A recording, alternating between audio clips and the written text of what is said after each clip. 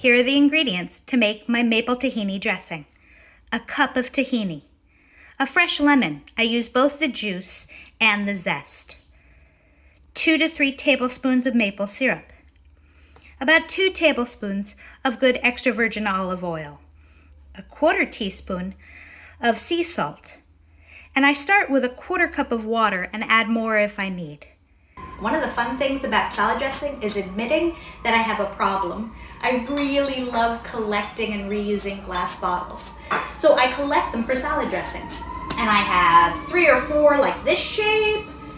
I have several that have flip lids so that when people use them, they can get out the right amount. I have these which have this beautiful hourglass to them. And these are the ones I use most often. They're great because they have a really secure lid. And I can shake the salad dressing and put it out and know it'll be ready each time. These, all matching, are perfect for when I'm having a buffet or family Sunday brunch.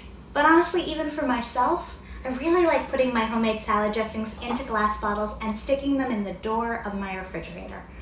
It's just something really nice in knowing that when I open the fridge, there they are lined up, fresh, bright, colorful, waiting for me, and already prepped and ready to go.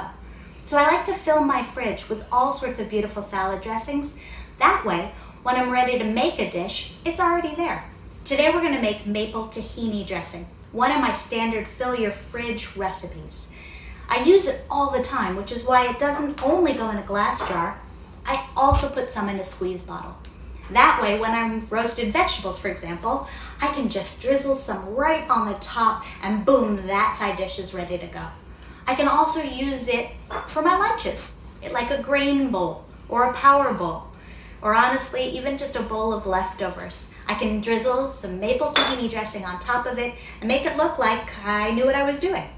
So come on, let's cook together. All right, let's get this dressing started. You'll need a whisk and a bowl to be able to mix it up. I have here the cup of tahini.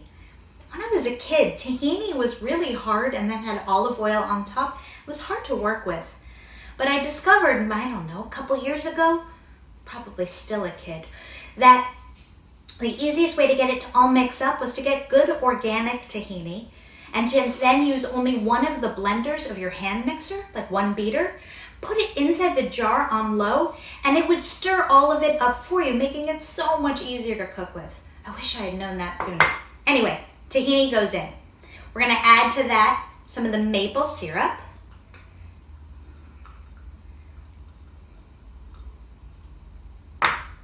Lemon zest.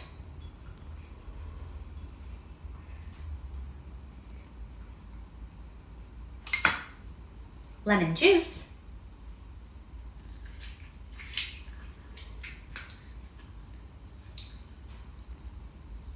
Start with 1/2, but I usually need the entire lemon. Let's put it in. I know I'll need it. I always like a hit of acid.